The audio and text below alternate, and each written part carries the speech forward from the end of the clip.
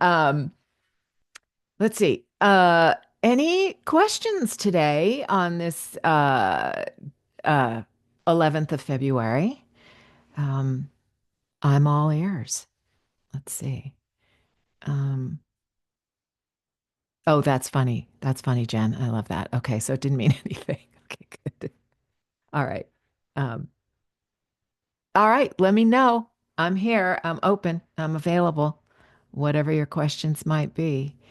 Um, I'd also, be curious how everybody's year was last year.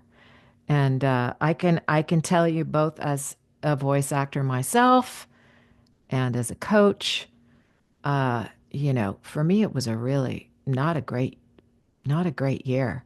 Um, and I've heard that a lot from others that I coach. Um, they're kind of coming to me saying, I don't know what's wrong. I don't know what happened. I was doing so well in 2023 and 2024, kind of fell apart. Um, and I would say just to let you all know, if that's been your experience, that you are not alone.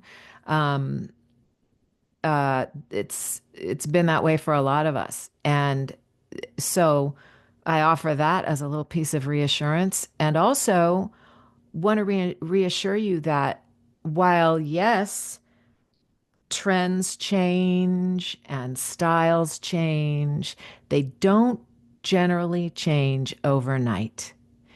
Nor does your talent disappear overnight.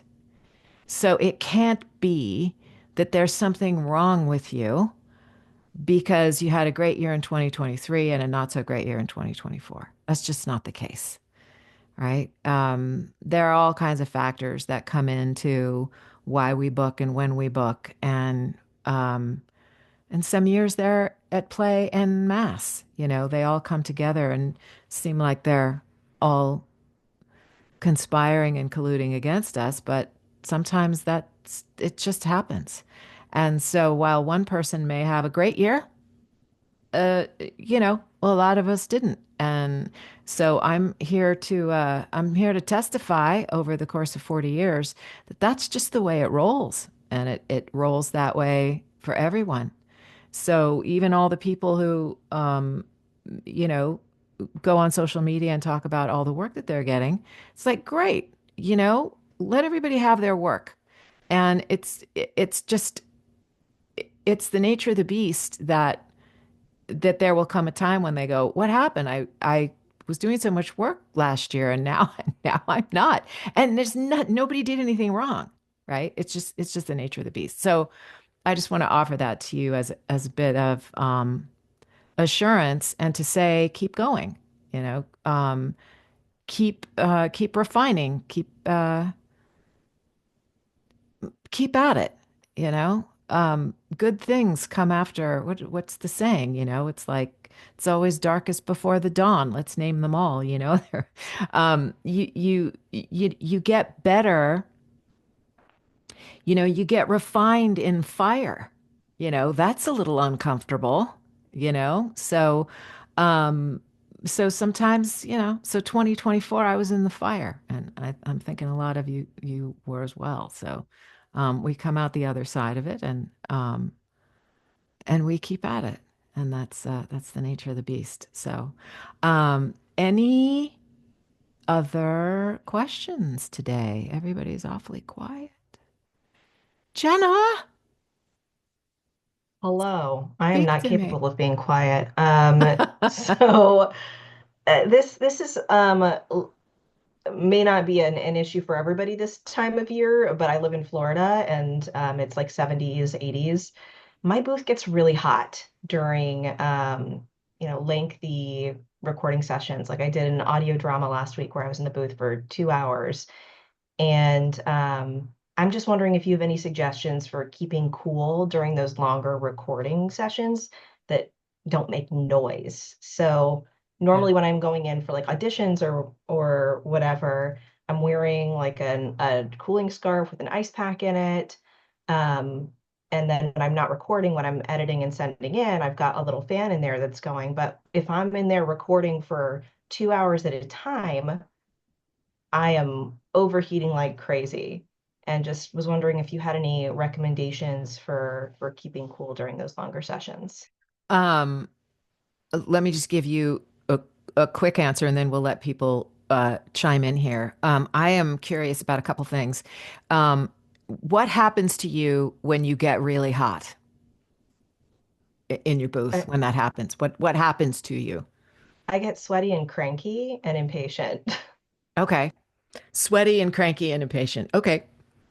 Like I totally hear that. I ask because for myself, when I'm in a circumstance like that, and it isn't very obvious, I don't do a lot of long form stuff, but I certainly, you know, I I do 4 hour video game sessions, and it gets hot in my booth too. And even in the winter, it'll get hot in my booth because it's in the center of my house and I close the door and it's just, it gets hot, right?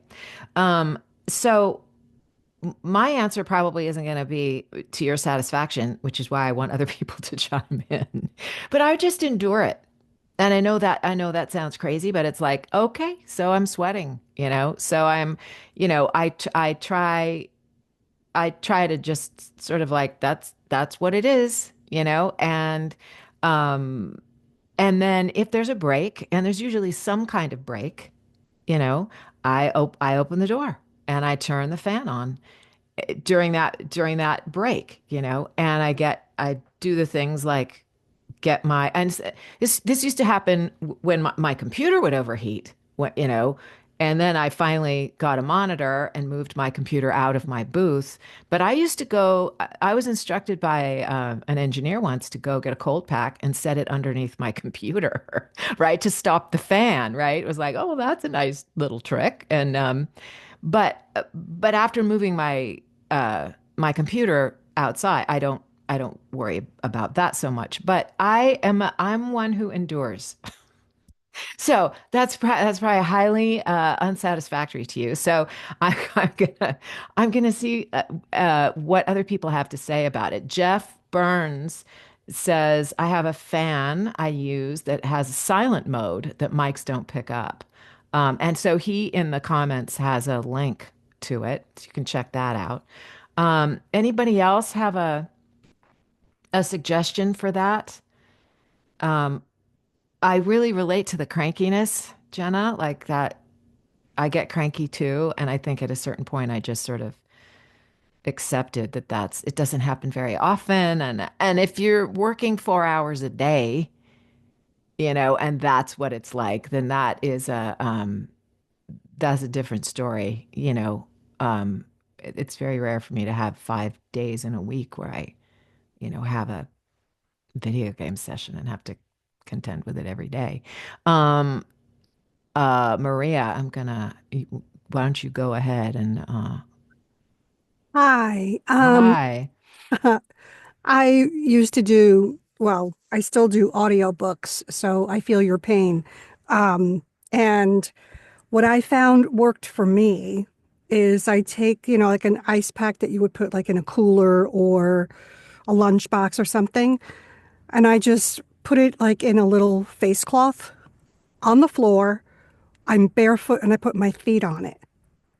And it's like they say like when babies overheat, it's usually because their feet are covered and their stomach is covered.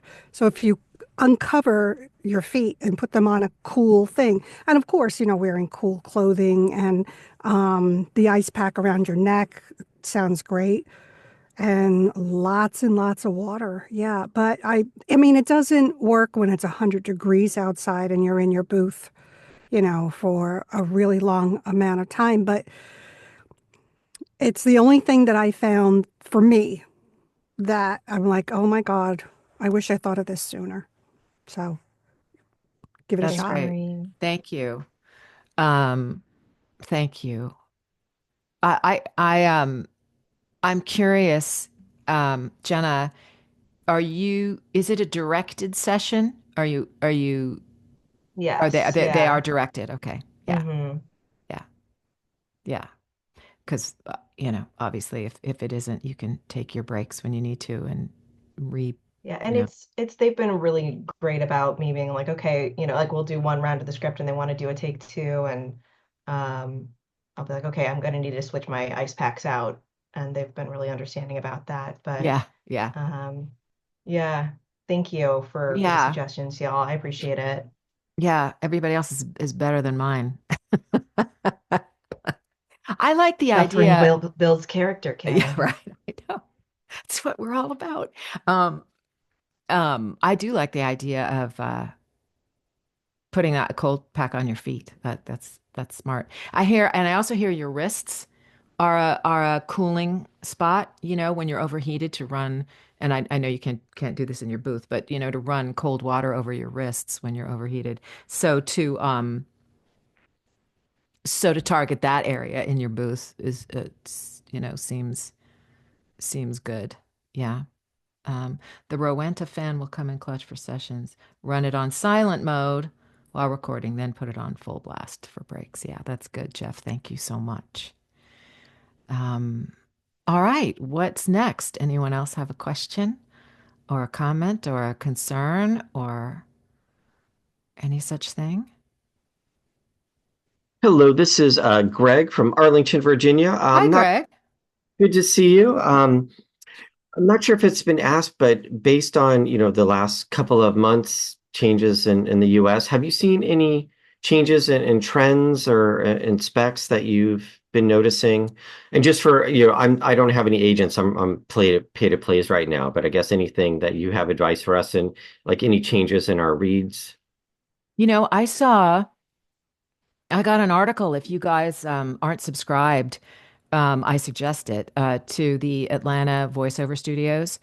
They're a really, really good source of information, and they have, if it's not daily, if it's not a daily email, it's a few times a week, I want to say, because they just have a lot of good info. But let me bring up this latest one that I got because it was an article on trends for 2025.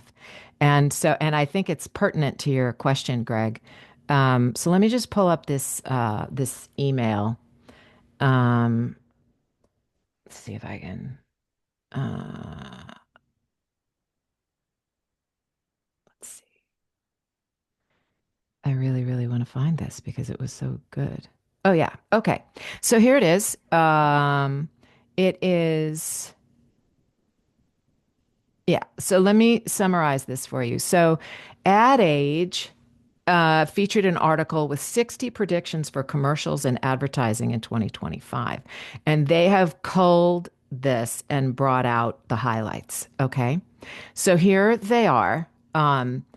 The commercial vibes for 2025, raw, real, messy, unhinged. And this is a quote from Jason Musante, who's the executive creative director for Glow. And they talk about the Nutter Butter TikTok page, and they talk about whatever they're running on their page as being unhinged, and that's kind of what they mean. So you might want to check that out if you can search it. I don't think you have to be on TikTok in order to see a particular reel on TikTok. So if you search Nutter Butter TikTok, you can probably find it. So the next thing is mascots are back, jingles are in, talking animals reign supreme. That's Ben Grossman from Donor Agency, which is a big, big agency. Um, and several creatives we're talking about how there will be more focus on women's sports in 2025, considering the World Cup in 2026. This is also interesting. Agencies also believe that clients and brands will ask for longer form content in 2025 instead of trying to buy ad space on a streaming platform or social media. They want to create their own content specifically for their customers and community. So longer form content that's going to live on their websites, right? Um, There's also a little note about commercials and AI in 2025. Um, and they quote Juliana Cobb, who's head of creative at 72 and Sunny in New York. AI ad experiments went sideways in 2024. While many creatives experimented with AI in 2024, in 2025, they'll use AI as a tool and not a replacement in advertising. They continue to seek mastering interplay between human intuition and machine intelligence to create ideas that are more personal. Um, so they're starting to see the value of craft over commodity and focusing on the human aspects of advertising. Um, I don't know how much that helps you, Greg, but that was the gist of it. Mhm. Um, and so it does seem to me like there's a trend toward more human. And again, the things that seem pertinent to me are, trying to balance and figure out how AI can be, uh, you know, used more efficaciously, Mhm. if that's a word. And and remembering that humans like to watch and listen to humans, you know. Um, so that's really interesting to me. And then the fact, oh, there was another part of that article that I missed that I thought was really great. Um, it said it was actually like, oh, yeah. So it was in the space of mascots are back, jingles are back, talking animals. Across the board, everyone said that consumers are seeking moments of levity and joy. So brands will be creating more fun, weird, joyful campaigns with lots of laughs. Advertisements will seek to answer the question, how quickly can you make me laugh, solve my problem, and look cool doing it? So, um, so I think that's a really interesting Yeah. trend, right? That if you really think about it, it pulls us a little bit further away in generally speaking about advertising, pulling us away from a subdued kind of serious read. Not to say that those won't be there, and that particular kind of read that I kind of hone in brand imaging, is which uh, other types of commercials are starting to implement. Not not to say that that won't still live and be there. It will. I think that it's been my contention, and I'm waiting to be proven wrong, and willing to be proven wrong. I think that regional advertising and local advertising are always many steps behind national brand advertising. So you can kind of expect that what was really happening with brand uh, commercial stuff, the subtlety, all of that, is now kind of hitting regional stuff. They're always a little behind, you know. So I think I think we all still have to sharpen all the tools in our belt, you know, and just be aware that there's with national network, big brand kinds of stuff, there, according to this article, um, there is more of a trend toward happy, joyful, funny. So, um, I read that with great interest. So I pass it along to you with the same, and we'll see how it all plays out. But as I said earlier, and you might not have heard this, Greg, but trends change slowly, you know, in a certain sense, right? So it's not like we're all just taking like a huge left turn or like doing a U-turn back to some, it's all very slow. Um, so again, I think it points to the fact that we need to keep all of our tools sharpened, you know. Yeah. Thank you for this response. Very helpful. Yeah. Yeah, speaking of Atlanta, I'll see you there in a few weeks. Oh, great. Fantastic. Yeah, All right. good. Thank you. Good, good, good. Yes, hi, Um, Kay. hi. Hi. I just have a question regarding that. I'm just sort of coming back into voiceover, and I have, had built my personal website. I'm working on LinkedIn, et cetera. So all that's kind of up and coming and ready, but I feel like some of the material might be dated compared to what, the trends are today. So I wanted to get some idea. First of all, I'd like to eventually launch my personal website. I've worked with a number of coaches and producers on it. Mm-hmm. And I think it's ready. It's ready. But I wanted to know in terms of today's trends and where the industry is going, what would you suggest we could do to like stay on top of it or catch up with it? Uh, Listen, I think we need to watch commercials. Okay. We need to really be aware. And to me, that's the only way that we can become aware is, in my family, aside from myself, and I think it's fairly common, you know, e- except during the Super Bowl, when we're watching television, everybody turns the sound down on commercials. And I think it's a habit because commercials tend to run at they pump the volume on them. And so that Mhm. it Yes, wakes they us do. up or, it gets our attention and stuff like that. So it can be kind of an assault. And so a lot of people turn the sound down and all that kind of stuff on commercials. And we as voice actors do not have that luxury. Mhm. We have to listen. We have to listen to everything. We have to watch intently, particularly when we hear something and we go, "What is that?" Like, ugh, I don't like that. I mean, how many times did I do that in the 90s and the 2000s where it was like, what's that voiceover? That doesn't sound like a commercial is supposed to sound like. And whenever you run up against that kind of a response to something, you can be pretty much assured that what you've just witnessed is a new trend. Yes. Okay. When I we get don't it. Yes. like it, Mhm. when we go, that doesn't sit right in my ear, It's it's something different. something Yes. different. Yeah. Mhm. And Mhm. so I think staying on top of that, um I think we have to look at social media advertising because there are so many brands out there that who are hiring voice actors, but they're not running things on national network television. Right. So we have to go listen to what's being played on social media, on YouTube, on Instagram. Like, we got to go listen there.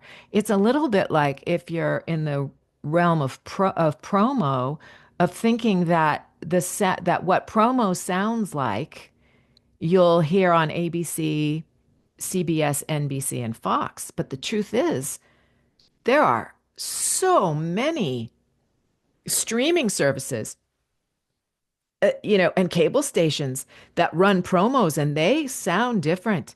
They sound Mhm. they have a younger demographic, so it's usually edgier, and those are the trends, right? So we have to look in, particularly if we're of an age, like where we can't just sort of go back to the sources that we have known. We have to be looking forward and out and going, where are the things I'm auditioning for? Where are they running? And then you got to go there and you got to listen to them.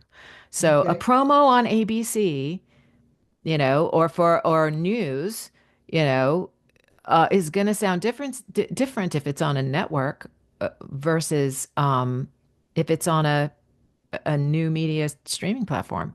Mhm. Um, it's it's an old guard, it's an old model, and so I would say that number one, we got to listen and keep our ears open, particularly when something bothers us and doesn't sit right in our ears, and then we'll be Well, like, yeah, it's interesting you would say that because I've been streaming a lot more recently than I normally watch TV, and I've seen some commercials on like the streaming networks, for example, and I tend to ignore them because they don't exactly sound like commercials, or voiceovers, or either they seem like they're shorter in time in length. uh-huh, yeah, yeah, Um, yeah. but yeah. recently, when I turned on the television, I saw the same advertisement. Mostly it was a voiceover, um, as opposed to, like your usual commercial with actors. And it was Mhm. mostly voiceover, but I was like, well, that's interesting. That's the same commercial that I just saw on, say, network while I mean, Netflix while I was watching a movie. Yeah. Um, so I just said maybe I should just become more aware of what's happening, Yeah. now Yes. with this Yeah. and what they may be looking for. Yeah. Yeah. Okay. And then I think, for me, in terms of what works for demos and what we put up on our sites, it's we everything that we do and that we put on our demos really needs to be good writing. I don't get a copy of all the things that I do because the vast majority of it isn't great writing. And I don't want Mhm. stuff that's not great writing on my demo. I want the best of the things that I have done. And so I think that's a really important piece of it as well. And how do you come to know what good writing is? Well, again, listening. Mhm. Why does a particular ad move you? Why does it compel you? Why do you want to listen? And it's usually because it's very well written. And the better things are written, the more compelling the voiceover can be. It's like anything. Actors work better with a great script. Their work Yes, is yes, better with a great script. It's the definitely. same. So it's the same with voiceover. So we just kind of have to constantly be listening and honing and asking ourselves the question, why did this ad work? Why did this ad not work? Why was Okay. they were trying to be funny, but they're not funny. That's not funny. Why is that? Like we have to constantly uh, be learning, about what it is that we're doing. So, and it's a process, Ilana, um, our demos aren't going to be perfect all the time. We're constantly improving them. I can put pieces on my demo and be like, good, I'm happy with that today. And next year I'll be like, yeah, that opening spot doesn't really work, but it took me a Mhm. while to be able to give it perspective and listen to it and go, yeah, that's not really working, so I'm going to switch it up. So we're constantly evaluating, but that's what we need to do. And sometimes we need to let things lie, and get out and do some good work so that the next time we do something that's worthy of getting a copy, we do that and we put it on our reel. Okay. So Yes. I hope that answers your Yeah, question. yeah, definitely. That was all Okay, helpful good, feedback and good, gives me something to work with. good, good, Thanks. excellent. Okay. Jeff, I just want to read a couple of your comments here. Trends also tend to differ between age groups. That's very true, since sometimes you can hear certain ads still doing announcer style reads if they're targeting older people. That's very true. Um, Advertising is more and more about targeting very specific demographics, right? Um, that's a really, really good point, Jeff. Really good. Different styles within a network. Fox animation promos don't sound the same as Fox primetime promos. Very true. And again, that is the content, it's the what they're promoting has to kind of, match the tone of the show, right? So that's very true too. And again, that calls to the idea that we have to be listening. Why is that funny? Why does that work on this network? Why does that work on this show? Um, right? So really good points. And it also brings to mind that we each have our own sound and we each have our own, by and large, we live within a particular demographic ourselves.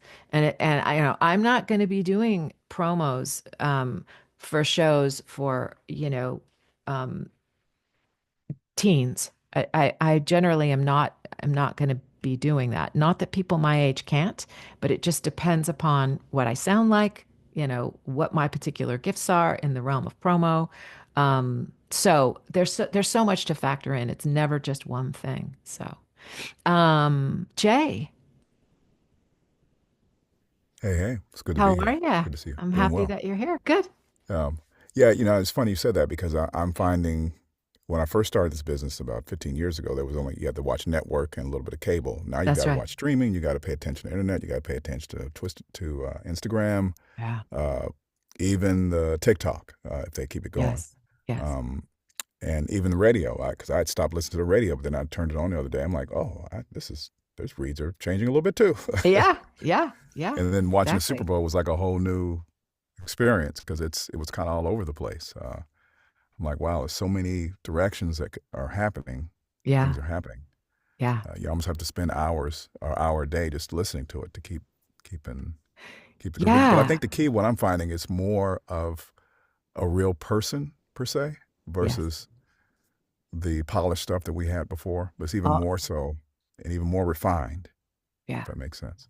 It does. I think the real person thing lives, it's like that seems to me to be at the core of so much right now.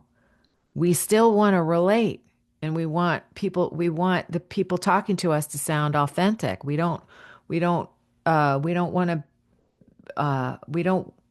want a sort of bombardment of a voice that's put on or a style that's put on.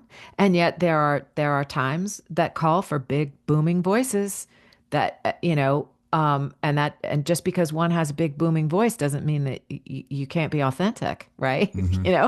So and it depends upon the style. Is it humorous? Is it serious? Is it, like I even I'm not I don't have any sort of booming announcer voice.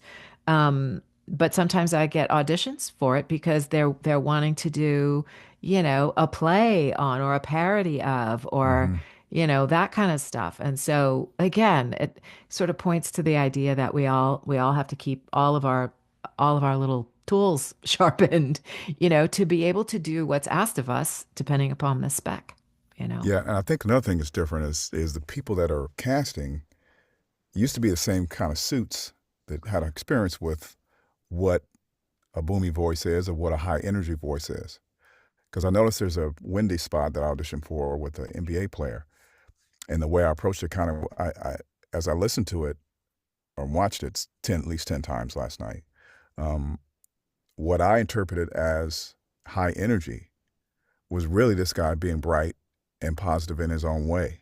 Yeah. And I was like, oh, I'm noticing a lot of that. It used to be a bright energy was a certain kind of bright energy in it, Yeah. but now it's your what it is for you to Yes. be bright, not necessarily making it up here. It's Yeah. just you being bright. How would you be if you're hanging out and you're feeling good?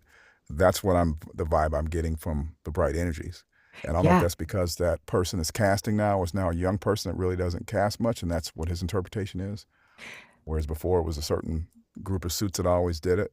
Yeah, well, Um, yeah, yeah. You bring up a really good point. Like again, I get lots of people coaching with me, mostly female, who are like, I used to work so much 10 years ago and I had all these accounts and I did all these things and now I'm in my 50s and I'm not booking anymore and I don't know, and we all tend toward um being critical of ourselves that we're mhm, doing something wrong and I always have to point out at least one of the perspectives that I try to bring is that, all the people that hired you 10 years ago, they don't work at the mhm, advertising agency anymore. They don't work there. They have moved on. They're doing something else. And if they are at the agency, they're higher up in a different department. mhm, But they're not at the session. They're not sitting casting anymore. They've moved on. And so so to somebody who's 26, who's on the rise through an advertising agency, when they're listening to a woman in their 50s, it's like, well, that's an old person. mm, You know what I'm yeah, saying? And yeah, it's like, ow, I mean, but it's just the perspective of a younger person whose world, whose culture is different than mine. It's mm, different, even though we live in the same larger culture. You know, w- um, I was brought up on network television. watching Fruit Loops commercials that, and the banana splits, and the Hmm. monkeys. It's like that was my world. And I look nostalgically back at it and they're like, who? Hmm. What show? What thing? Like they're creating their own. They're having their own experience of their particular decade in their 20s, And so you're right. They are the ones sitting. It is not there. They may be in suits because advertising, requires suits, but they're not the same suits, that Yeah, yeah. I that had a that you know what I mean? So yeah, yeah, yeah. I it's had a go ahead. I said I had a national commercial for Ace for like 2 or 3 years, and it was great. Everything's going great. Clients were loving us. Okay, we're going to bring it back. And all of a sudden, my friend sent me a text. Hey, man, I'm going in for Ace, and they got you on the sheet. For they want actors like this. I'm Yep, like, yep. uh-oh, because they literally changed agencies, and it was gone like that. Yeah. Yeah. Because it Yeah. just changes so fast. I had to not take it personal because Yeah. it wasn't the same people that loved me so Yeah. much. It was a whole Yeah. different group. Well, there's a whole joke about that. It's like, you know, uh who is this person? Oh, this is K Bess. Great, fantastic. Get me K Bess. Get me someone like K Bess. Um, get me someone like K Bess but younger. Mm. Who's K Bess? No, like that's the trend. That's how it moves through. It's like, and that's just indicative of again of trends and how things change and how again, it's the nature of the beast. If you get to that point where it's like, who's K Bess? It's like, well, K Bess is doing stuff in her age category right now. It's like it doesn't mean that I've been put out to pasture. It just means Hmm. the particular areas where I might have worked before, I may not be working there anymore because it's a younger demographic, and that's life. That's how it goes. So, all good points that you bring up, Jay. Really, really good. Um, Anybody else with a question? Anybody? Nope. Nope. Nope. Um, Jenna. Jenna's back. Hello. Yeah, I'll ask another if I Great. just don't Please want do. to step on else who hasn't asked one yet. One thing I've been struggling with is reads first thing in the morning. So I tend to get a lot of auditions coming in like right when I first wake up. Hmm. And I do vocal warm-ups, I'm doing the thing, I'm drinking lots of water, but I just like can't get rid like in the like until like 11 o'clock or later, I just can't get rid of this like mucusiness. Hmm. And was wondering if you had any suggestions for better reads in the morning. Um, how early do you get up? How many hours before you get in the Oh, booth? not that early. I'm a night owl, so I'm usually getting up at 9, and by the time I'm out of bed, I've got auditions come in my inbox. Yeah, yeah. Um, well, a couple things. I When I first started voiceover, I was waiting tables and I was bartending and I worked really late. And I also smoked cigarettes back in the day, in my early 20s. And so for me, if I had to get up, and we didn't have booths, we didn't have home studios. So it was like you get up and you gotta get ready and you gotta get in your car and you gotta go to an audition or a session or what have you. Um and I always there was a definite difference between what my voice sounded like in the morning on little sleep and all those things. And I came to use it, that I just used the difference in the texture of my voice in the morning. And I let it I let it do its thing. And by virtue of doing the auditions, I would warm up, by virtue of talking, speaking, just being up and in my body and drinking water. And it's like, and so there's that piece of it. Like, don't like we all sound a little different in the morning than we do in the evening. We all do, regardless of whether we have allergies or whether we have lots of mucus or what have you.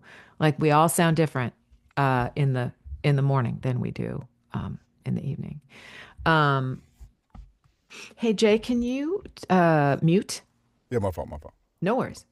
Um, so there's that piece. There's like an acceptance, right? Of like, well, this is what my voice sounds like in the morning. And so it may make me lean toward one particular audition over another in the morning if that particular audition can withstand a difference in my voice, right? Like I'll tend to do if I have things in the morning that are more like I have a couple of affiliate clients. Which are news, right? It's harder edge news stuff and I'll be like, well, that's when I'm going to do my harder edge news stuff because my voice is deeper and it sounds more authoritative. So I do that. So I sort of use the voice I have in the morning for what's in front of me. But the second thing is, and this is the harder thing, and this is what requires, discipline. I go to bed earlier and I get up earlier so that I can wake up and warm up my voice. And that's probably the biggest thing. And I am a night owl too by nature and I like to sleep in.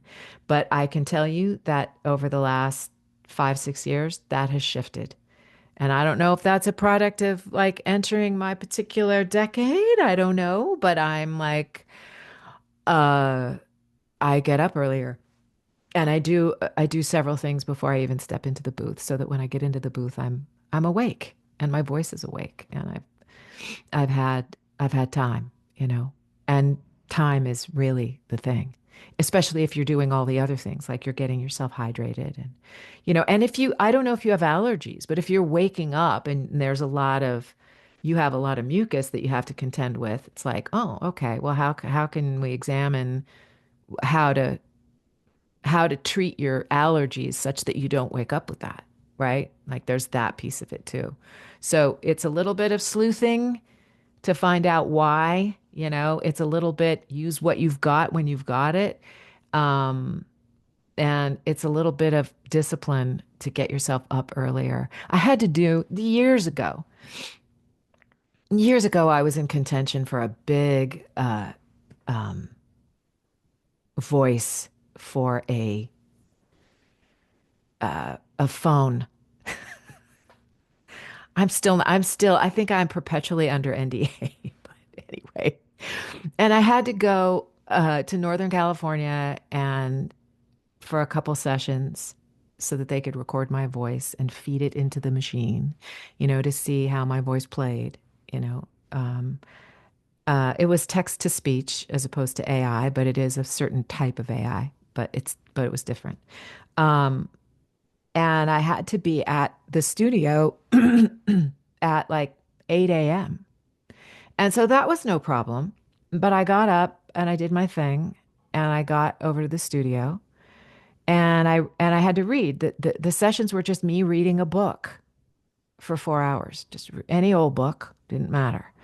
And about 2 hours in to the session, they said to me, "Can you read without the texture in your voice, the kind of grovel in your voice?" You start reading a book and you kind of end up in this space, which has a little more texture to it. And they were like, "Can you read it so that you don't have any of that texture in your voice?" And I was like, "Yeah." And so I shifted to a little bit higher pitch and more breath behind it. So it was more supported, right? But a piece of it was I didn't get up early enough to to combat that, right? Because the more awake my voice is, the less that's there, the less that's a factor. And had I known that in order to do this kind of audition, they needed a voice that had no texture in it, man, I would have gotten up at 4 in the morning, right? In order to be there at 8 o'clock to have my voice be clear, smooth, with no texture in it. So I learned that for the next day. And the next day I went in and I wasn't speaking in here and I didn't, right? But man, I have to kind of go, did I just lose that job because they got a quarter of their recording isn't going to translate through that machine. It's not going to pick up the the vocal pattern necessary for that type of jobs. So for me, the lesson for me in that was like, you got something in the morning you got to do that requires your voice to be in a particular state. Get up early enough so that your voice is ready and warmed up and all of that. So that was my big lesson out of that. And it definitely shifted how I'd look at the stuff, and go, what does this require of me? And get as much sleep accordingly, you know? So those are my thoughts. Anybody else have a thought about that? Let's see. Clean filtered water. Yeah. Distilled, having a good air purifier will help. Yes, that's very true. To help with your with any kind of allergies and stuff like that. So, foods, yes, Jay. You got sort of finding out the things that you that may not feel like an allergy. I always think, yeah, that doesn't really. I'm not sneezing. I'm not coughing. I'm not, doing all those things. But you may still be having a bit of a reaction. So, um, anyway, those are my thoughts on that. Yeah, I used to have sinus headaches and mucus, all this stuff, and then I cut out all the cheese and the cow's milk and the sugars was a big. Yeah. And I Yeah. even notice now if I eat certain foods, if I'm doing something, I make sure I eat just specifically raw seed milks and things that don't have anything that can cause mucus. Yeah. And I'm different, but if I just have a few of those bites, I can feel it like the next day. Yeah. I think the biggest thing for me when I was younger and didn't really, I had no desire to modify my diet, none. I was just like, well, just use it. You kind of have texture. That's cool.